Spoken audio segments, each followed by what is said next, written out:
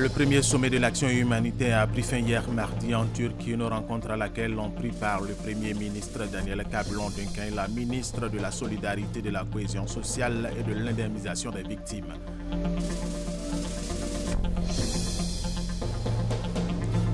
La coordination des associations des parents d'élèves et d'étudiants de Côte d'Ivoire a rencontré la ministre de l'Enseignement supérieur de la Recherche scientifique, Lihamata Bakayoko. Au menu de cette rencontre, des éclairages sur l'organisation du brevet de technicien supérieur BTS. Au Mali, les forces françaises mènent de nouvelles opérations dans le nord du pays, plus précisément dans les régions de Gao et de Kidal, pour lutter contre les terroristes qui n'ont pas baissé les bras. Mesdames et messieurs, bienvenue et merci de suivre les informations sur RTI 1. Le premier sommet de l'action humanitaire a pris fin hier mardi en Turquie, une rencontre à laquelle ont pris part le Premier ministre Daniel Kablon-Duncan et la ministre de la Solidarité, de la Cohésion sociale et de l'indemnisation des victimes. On en parle avec Hugues Hervé Blé. Le sommet mondial sur l'action humanitaire a réuni plus de 5000 participants, 55 chefs d'État et de gouvernement, il est vrai en l'absence de bon nombre de dirigeants du G7. La Côte d'Ivoire, elle, était bien présente avec une délégation conduite par le Premier ministre Daniel Kablon-Duncan et comprenant la ministre de la Solidarité, de la Cohésion sociale et de l'indemnisation des victimes, Mariatou Kone. À Istanbul, avec les 134 autres pays présents, la Côte d'Ivoire a eu à cœur de répondre autrement aux crises humanitaires actuelles et à venir, ainsi qu'aux préoccupations des 125 millions de personnes qui actuellement ont besoin d'une aide humanitaire. 1500 engagements appelant à plus de solidarité et à faire preuve de volonté politique pour résoudre la crise marquent cette détermination. L'expérience ivoirienne en matière de financement de l'aide humanitaire, le Premier ministre Daniel Kablon-Duncan l'a partagé au cours de l'une des 7 tables rondes du premier sommet de l'action humanitaire. Est-ce qu'il y a des problèmes de catastrophe? Qu'est-ce qu'on fait? On a indiqué qu'il y avait 3 modes de financement au niveau de l'État de Côte d'Ivoire, avec les partenaires bilatéraux et multilatéraux, mais aussi avec le concours du secteur privé. Le sommet mondial sur l'action humanitaire aura duré 2 jours et permis aux dirigeants du monde de montrer leur volonté d'agir ensemble pour prévenir et faire face aux souffrances humaines.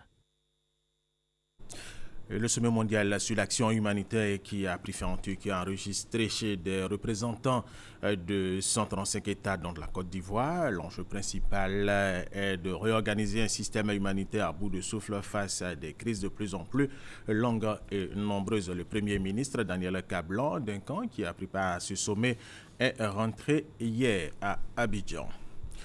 Domenico Manzione, secrétaire d'État au ministère italien de l'Intérieur, a conduit une mission ici à Abidjan. Lui et son équipe ont eu un entretien avec le ministre d'État, ministre de l'Intérieur et de la Sécurité, Ahmed Bakayoko. Ils ont parlé de renforcement de coopération bilatérale entre la Côte d'Ivoire et l'Italie dans les domaines de la sécurité, de l'administration du territoire et de politique migratoire. Abou Sanogo. En visite de travail en Côte d'Ivoire, le secrétaire d'État du ministère italien de l'Intérieur, reçu par le ministre d'État, ministre de l'Intérieur et de la Sécurité, Ahmed Bakayoko, à la tête d'une forte délégation, Domenico Manzione a exprimé l'engagement de son pays à soutenir la Côte d'Ivoire dans le domaine de la sécurité. Autre sujet abordé, le renforcement de leur coopération dans plusieurs secteurs, notamment l'administration du territoire et les politiques migratoires. À cela s'ajoute la signature très prochaine de plusieurs accords à Rome. Au cours de la rencontre, nous avons parlé des intérêts communs que nous avons en matière d'immigration et en matière de sécurité. Nous avons parlé de la possibilité d'accords qui sont d'ailleurs déjà mûrs de collaboration entre nos 2 pays. Donc j'espère pouvoir retourner l'accueil que j'ai reçu ici par rapport à la venue à Rome de votre ministre d'État pour la signature de ces accords. Ahmed Bakayoko a salué l'engagement du gouvernement italien aux côtés de la Côte d'Ivoire dans la consolidation de leur coopération. Il a également remercié le gouvernement italien pour sa distinction au grade de grand officier. Domenico Manzione est secrétaire d'État italien de l'Intérieur depuis mai 2013. Il a siégé au sein de nombreuses commissions, dont l'Observatoire sur le procès pénal, celle sur la responsabilité administrative des organismes et celle contre le crime organisé. Et restons avec Abou Sanogo pour parler de cette formation sous-régionale à l'intention des fonctionnaires des douanes des États de l'Afrique centrale, du Nord et de l'Ouest. Elle porte sur les aspects techniques du régime d'autorisation des transferts en vertu de la convocation des armes chimiques. Abidjan abrite le cours sous-régional sur les aspects techniques des régimes de transfert de la Convention pour l'interdiction des armes chimiques. Destinée aux fonctionnaires des services douaniers et portuaires de l'Afrique de l'Ouest, centrale et du Nord, cette rencontre va permettre aux services douaniers des États partis de confronter leurs expériences et bonnes pratiques au regard de la Convention. Celle-ci fait obligation à ces États de déclarer les produits chimiques qui sont indexés dans le traité qu'ils importent ou exportent. Ce séminaire est surtout destiné aux agents qui sont en première ligne des entrées de ces marchandises, donc les produits chimiques indexés à la Convention. Leur présence et leur participation au séminaire est utile, sur le temps plus qu'ils détiennent certaines informations qui pourraient aider à solutionner ces différences qui sont observées. C'est par nous que passent ces différents produits.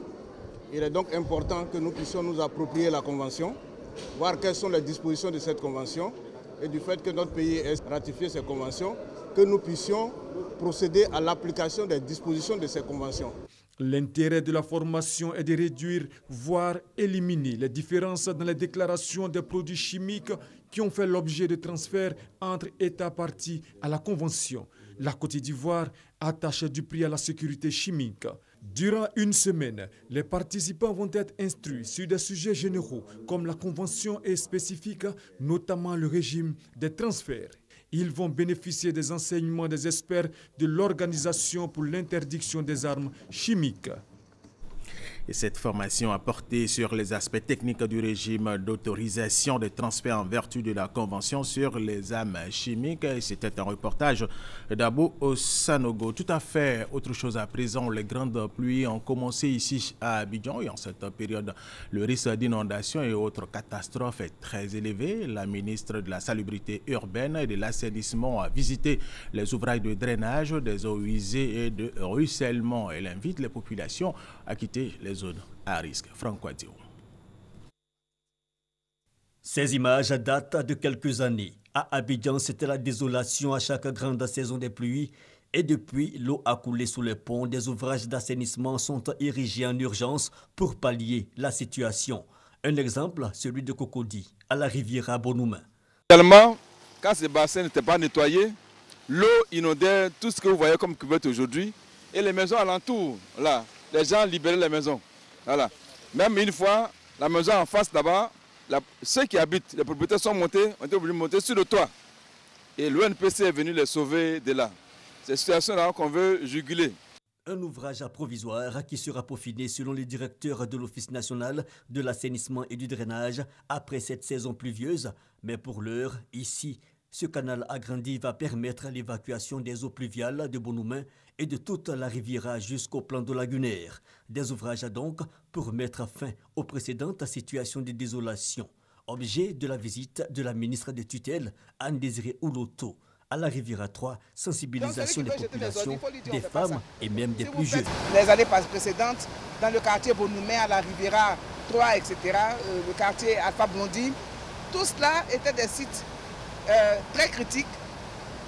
Aujourd'hui, nous constatons donc que tout fonctionne correctement. Et il y a encore du travail à accomplir. Ce sont de grands acquis que nous avons réussi donc à préserver. Ce projet va continuer, n'est-ce pas, pour faire en sorte que dans cette zone, en tout cas, plus aucune famille ne soit menacée de déplacement, de situations dramatiques, il n'y a plus mort d'hommes. J'invite également les populations qui sont installées dans les zones inondables, dans des bassins d'orage, qui sont installés sur des flancs des collines. Je les invite à se soumettre à toutes les instructions des agents de l'État.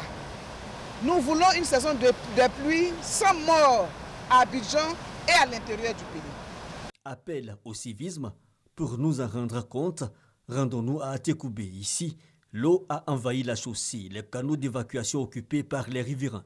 Il y a l'indiscipline des riverains, que nous-mêmes on a essayé de les sensibiliser. Mais vous savez, nous sommes en Afrique, hein, quand il n'y a pas de sanctions, vraiment c'est pas facile. Voilà, parce qu'à notre niveau, bon, comme moi je représente un peu les transporteurs d'ici, et quand quelqu'un veut rentrer au bureau, c'est pas facile. Mais tu vas dire à quelqu'un de ne pas jeter les ordures, vous voyez, et tu as quoi comme pouvoir pour l'empêcher? La saison pluvieuse, on n'en est qu'au premier jet et déjà quelques désagréments. La voie d'Alipé est actuellement coupée par les eaux de ruissellement. Les autorités sont interpellées.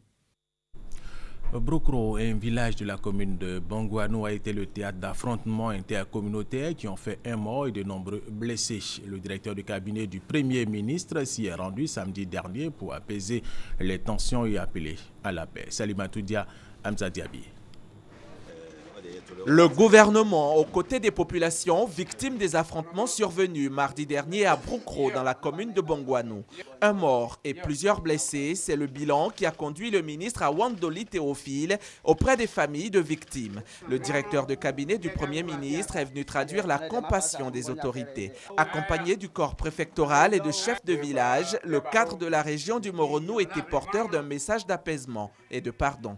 Le premier message, c'est d'abord Yako. Yako à la famille qui a perdu son enfant, Yako à tous les blessés et Yako également même à tout le village. Le deuxième message, bien entendu, c'est l'apaisement. Nous avons essayé de faire comprendre à ce village que quand vous regardez nos villages, même de souche, d'origine, ce sont les mêmes familles. Et quand vous avez vécu ensemble pendant longtemps, vous devenez encore plus famille. Donc on demande aux uns aux autres vraiment de mettre bas la terre, de se réconcilier. Une mission appréciée des populations qui comptent s'investir pour une paix durable dans leur localité. Le gouvernement a aussi assuré la prise en charge médicale des blessés et a apporté son soutien financier à la famille du défunt, Adjemian Brouégène, planteur de 36 ans, tué lors des affrontements. Des affrontements survenus entre les jeunes et le chef de village, Nanan Assalé Assamoa, suite à un conflit foncier. Mais la cause immédiate de cette crise serait la désignation du nouveau président des jeunes du village. Parlons maintenant de développement. Les ressortissants d'Assomvoué vivant à Abidjan s'organisent pour le développement de la localité. Ils entendent bâtir des infrastructures socio-économiques et éducatives. On en parle avec Grace Kando. Les mutuelles des villages ont généralement pour rôle de contribuer au développement de leur localité. Entre autres missions, l'encadrement de la population, la courroie de transmission entre l'autorité et la population et la mise en œuvre d'infrastructures socio-économiques et éducatives. Les ressortissants de la mutuelle d'Ansumvoué dans le département de Toumoudi vivant à Abidjan ne sont pas en marge du développement. Des cotisations sont levées par les membres lors des rencontres mensuelles, ce qui vaut la réalisation de plusieurs infrastructures avec l'aide de partenaires. Nous avons construit un foyer polyvalent. Aussi, nous avons acquis une broyade de manioc qui va nous permettre d'aider nos parents, les femmes, les jeunes, à lutter contre la pauvreté et la précarité.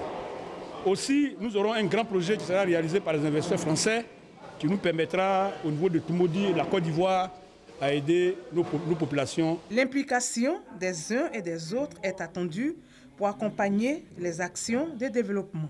Un président de mutuelle, aussi puissant soit-il, ne peut à lui seul développer son village. Il a besoin de se faire accompagner par ses frères et sœurs. Je leur ai lancé aussi cet appel pour dire que personne ne se considère suffisamment pauvre pour ne pas participer aux activités de développement. Les mutuelles de développement sont aussi le lieu où l'on prône la paix et la cohésion sociale. Il faut que nous apprenions à être sages. Et être sage demande que nous cultivions dans notre comportement de tous les jours un certain nombre de vertus. Si nous savons donc cultiver toutes ces vertus dans notre comportement, nous semons la paix autour de nous. La culture de la paix, un engagement que prennent les ressortissants de la mutuelle d'Ansumvoué pour mieux assurer le développement de leur localité. Rendons-nous maintenant à Aboisseau où a eu lieu le lancement d'une campagne de sensibilisation sur les violences basées sur le genre. C'est une action du ministère de la Promotion de la Femme, de la Famille et de la Protection de l'Enfant. Venant Seman Niamien. Les violences basées sur le genre sont une réalité en Côte d'Ivoire. Rien qu'en 2015, plus de 20 000 cas de personnes victimes de ce type de violence ont été enregistrés dans le pays. Les autorités n'entendent donc pas rester inactives face à cette situation qui constitue une violation flagrante des droits de l'homme. C'est dans cette vision que des plateformes de lutte contre les violences basées sur le genre sont installées dans tout le pays. Ce mardi 24 mai, c'est au tour de la région du Sud Comoé, précisément le chef-lieu de région à Boisseau, de voir sa plateforme installée. Nous avons 43 plateformes sur le territoire, mais nous n'allons pas en rester là. Il faut en créer d'autres. Il ne s'agira pas de rester simplement dans la ville d'Aboisseau, mais il s'agira d'aller vers les zones rurales où, justement, il est beaucoup question de ce type de violence-là. Fort d'une dizaine de personnes issues de toutes les couches socio-professionnelles, cette plateforme de lutte contre les violences basées sur le genre s'est engagée à freiner ce fléau dans la localité. À première vue, c'est la sensibilisation. La sensibilisation, ensuite, la formation. Non seulement des acteurs, mais en plus de la communauté. Nous devons intensifier nos actions de sensibilisation dans toutes les localités de la région parce que malheureusement, ce sont des cas assez récurrents. Dans le mois de novembre, nous avons eu deux cas de VBG perpétrés sur des enfants.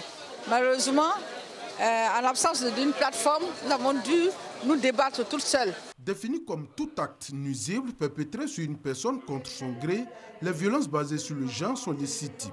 Le viol, les agressions physiques et sexuelles, les violences psychologiques, le mariage forcé et les dénis de ressources. Après Aboisseau, les localités de Bonois, Adiaké, Grand Bassam, Abi, Maféré, Tiapoum et Noé verront leurs plateformes installées les jours à venir. Pour cette initiative, le ministère de la Promotion de la Femme, de la Famille et de la Protection de l'Enfant bénéficie du soutien de l'ONG Alliance Côte d'Ivoire. Campagne de lutte contre le paludisme lancée par l'Institut Pierre Richer et l'Institut de la Santé publique. C'est à Kanzakro, village de la commune de Boaké, qui a abrité la cérémonie de lancement. Cette campagne va durer 3 ans. Selon l'OMS, toutes les heures en Côte d'Ivoire, le paludisme tue 173 enfants. En 2015, 438 000 décès dus au paludisme ont été enregistrés en Afrique.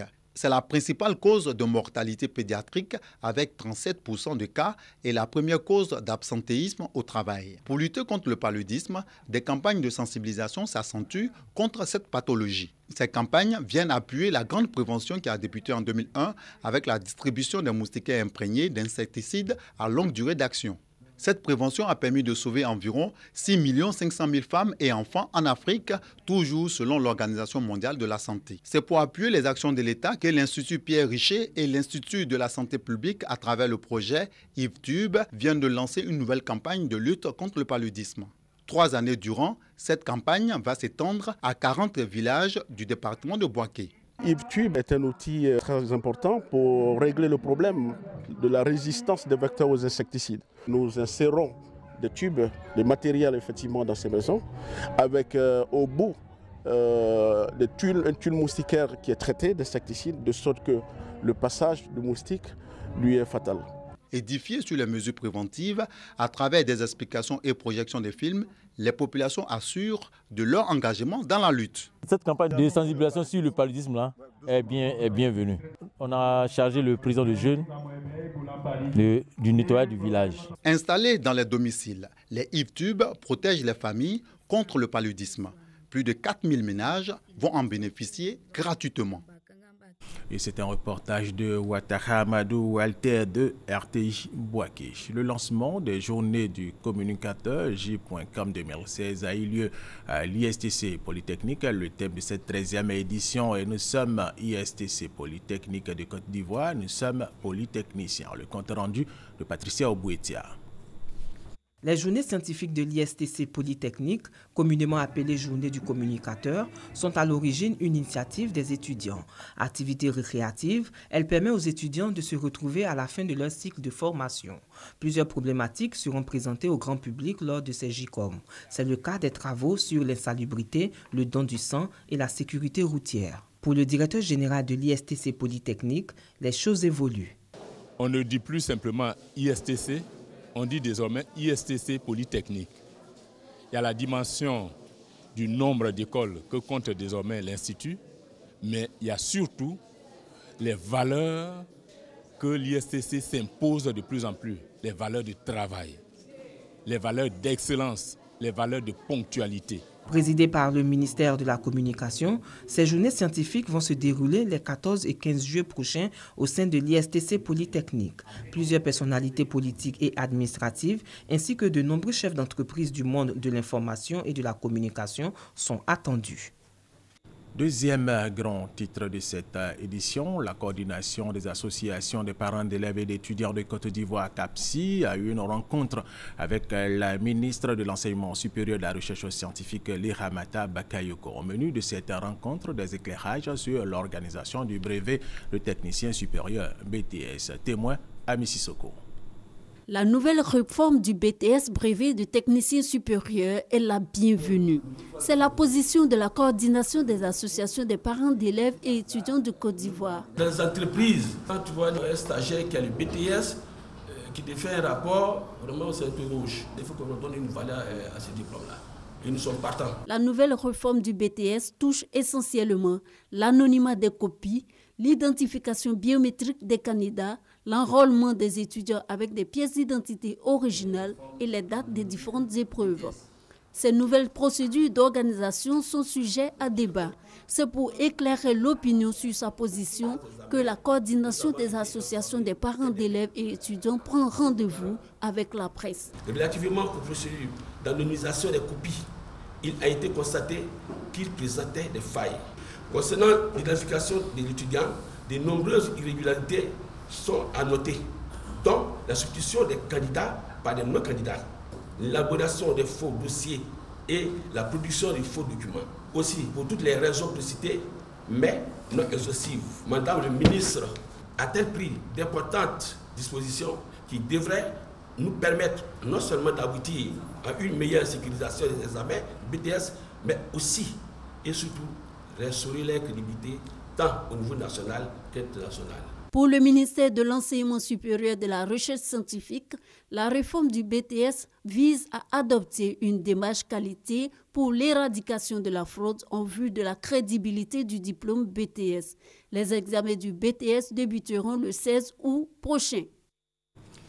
L'éducation est l'une des priorités de la mairie de Bandoukou. Cette mairie a procédé à l'inauguration de plusieurs infrastructures scolaires dans la localité. Coût de ces infrastructures, 97 millions de francs CFA. Teresta Peyoboué. 13 salles de classe dans la commune de Bandoukou, 5 autres en cours de réalisation pour un coût global de 97 millions de francs CFA. Le maire de Bandoukou veut ainsi régler le problème de la double vacation et donner la chance à tous les enfants de Bandoukou à avoir accès à l'éducation. Le chef de l'État a dit que l'école est obligatoire, ce qui veut dire aussi qu'il faut assez de classes pour accueillir les enfants. Et donc c'est ce que la mairie de Bandoukou a fait. Les autorités préfectorales et de l'éducation nationale ont exprimé leur gratitude au maire pour la réalisation de ces infrastructures scolaires qui viennent combler l'attente de tous. Quant au représentant de la ministre Kandia Kamara, il a salué le maire de Bandoukou pour ses ouvrages qui illustrent la mise en œuvre de la politique de l'école obligatoire décidée par le président Alassane Ouattara. L'école est l'affaire de tous et c'est ce que M. Koné Iliassou a bien compris. Et nous attendons donc de tous les Ivoiriens qui aient cet engagement-là dans l'amélioration de l'accès à l'école. Iliassou Koné a exhorté les parents à scolariser massivement leurs enfants, surtout les jeunes filles. Il leur a également demandé de lutter contre les grossesses en milieu scolaire pour le maintien de leurs filles à l'école. La première pierre de 2 terrains de sport a été également posée. Ce projet de la mairie d'un montant de 45 millions de francs CFA vise à occuper sainement la population. Il faut signaler que la mairie de Bandoukou a procédé à la construction de 46 magasins, de la réhabilitation de l'hôtel de ville, de l'ouverture de voies, ainsi que de la construction d'un abattoir. À un an des 8e Jeux de la francophonie qui vont se tenir ici à Abidjan en 2017, le gouvernement mobilise toutes les énergies. Le comité d'organisation a rencontré le secteur privé. Les principaux produits des Jeux ont été présentés aux partenaires. Kwasi Mamadou. Abidjan, capitale de la francophonie du 21 au 30 juillet 2017, avec les 8e Jeux de la francophonie. La réussite de cet événement constitue une priorité pour le gouvernement, d'où la mobilisation de tous les secteurs d'activité. Au cours de ce déjeuner, il était surtout question pour le comité d'organisation de convaincre le monde de l'entreprise à accompagner ce projet. La francophonie, c'est 80 pays. Cela fait à peu près 500 millions de téléspectateurs. Je vous ai parlé également de 5 millions de spectateurs au niveau local. Et il y a également 700 journalistes attendus, 4000 participants, 4000 jeunes venus de tous les pays. Bon, tout cela fait quand même une visibilité exceptionnelle. Et donc, nous espérons que les entreprises sauront mesurer toutes ces contreparties publicitaires et viendront nombreuses pour participer à ces jeux. Un message qui a eu un écho favorable auprès de la Chambre de commerce et d'industrie de Côte d'Ivoire et de la Confédération générale des entreprises de Côte d'Ivoire. Elles s'engagent toutes à accompagner le gouvernement dans la réussite de ce projet. Vous avez vu la mobilisation qui a eu lieu dans ce déjeuner et je suis confiant dans le fait que le secteur privé jouera effectivement sa partition. Et comme si le discours du comité d'organisation ne suffisait pas, le ministre de la Culture et de la Francophonie en rajoute à l'assurance que le gouvernement donne aux partenaires privés. Nous voulons rassurer tous nos partenaires, les partenaires de la Côte d'Ivoire, que la Côte d'Ivoire prend toutes les dispositions pour que ces jeux se tiennent dans de très bonnes conditions. Après ce déjeuner, un gala sera organisé le 30 septembre prochain pour mobiliser les stars du football, l'athlétisme, la culture et des premières dames africaines, dont celle de la Côte d'Ivoire. Ces personnalités seront des vitrines pour la promotion des 8e Jeux de la francophonie, dénommés Abidjan 2017. La 8e édition du SILA, le Salon international du livre d'Abidjan, se tient du jeudi 26 au samedi 28 mai prochain autour du thème « Le livre, lieu de mémoire et porte d'avenir ». À quelques heures de cet événement culturel, on se demande comment se porte l'industrie du livre. On en parle avec Serge Collier. Depuis les années 50 jusqu'à aujourd'hui, la Côte d'Ivoire a toujours eu une culture de la littérature. L'éclosion de jeunes écrivains a été accompagnée par une chaîne de production du livre qui s'est consolidée au fil du temps. En 2016, le secteur de l'édition s'assume entièrement. Au départ, on avait juste 2 maisons d'édition, les NEA et SEDA. Aujourd'hui, nous sommes au niveau de l'association des éditeurs de Côte d'Ivoire, 18 membres. C'est une industrie qui vit, qui bouge, qui crée des emplois et qui produit des ouvrages de qualité. Et donc je pense que le livre en Côte d'Ivoire se porte très très très bien. En Côte d'Ivoire, nous procédons à des appels d'offres en ce qui concerne donc l'adjudication des marchés du livre scolaire. Et quand vous arrivez donc à avoir ce marché du livre scolaire, vous pouvez effectivement, disons, tirer votre épingle du jeu. Scolaire, l'année dernière, nous avons eu, je crois, 5 millions de tirages. C'est beaucoup, c'était à la suite d'un appel d'offres. Et en ce qui concerne la littérature générale et la littérature enfantine, nous imprimons entre 5 000 et 10 000 exemplaires par titre.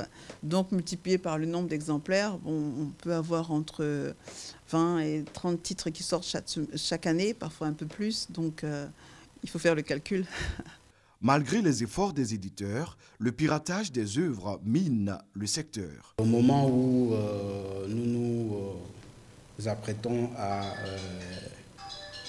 engranger les fruits de nos efforts, c'est à ce moment-là que nous sommes piratés et nous n'arrivons pas donc à dégager les moyens suffisants pour tenir les maisons d'édition que nous avons. Une autre tare du secteur, c'est l'insuffisance des librairies en Côte d'Ivoire. Les éditeurs ont bon espoir, l'industrie du livre peut avoir des lendemains radieux. La 8e édition du SILA, le Salon international du livre d'Abidjan, tribune de promotion, va contribuer à dynamiser davantage le secteur.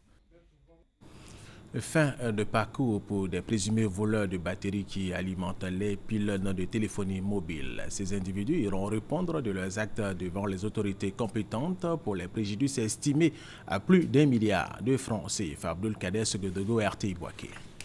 Depuis le mois d'août 2013, les opérateurs de téléphonie mobile sont victimes de vols des batteries, des antennes et relais sur l'ensemble du territoire. Ces batteries permettent d'assurer la continuité de l'alimentation en énergie des équipements télécoms en cas de coupure ou d'instabilité de l'électricité. Toutes choses nécessaires pour un confort lors des appels téléphoniques. La vigilance des éléments du commissaire divisionnaire de police, Siaka Dosso, préfet de police à Yamoussoukro, a permis de prendre en flagrant délit les nommés Konaté Daouda, alias Noiro, Ngorangé Saint-François et Diomandé Loguna, qui vont désigner à Abidjan leurs complices Kadio Yoboué et Wimega Ismaël. Parmi eux, 2 sont des techniciens télécoms, Diomandé Loguna et Kadio Yoboué.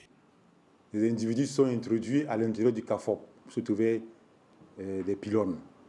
Et là, ils ont déverrouillé les portes, ils ont pu entrer en possession des batteries. Notre réseau de renseignement qui était déjà activé a alerté les éléments qui étaient postés aux alentours, c'est ce qu'on a pu s'interpeller en possession de ces batteries.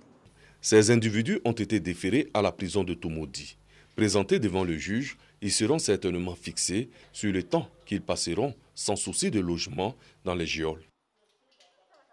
Et nous allons terminer avec cette information. Au Mali, les forces françaises mènent de nouvelles opérations dans le nord du pays, plus précisément dans les régions de Gao et de Kidal, pour lutter contre les terroristes qui n'ont pas baissé les bras. La semaine dernière, ils ont tué 5 casques bleus dont les corps ont été transférés hier mardi à N'Djamena après une cérémonie d'hommage à Bamako.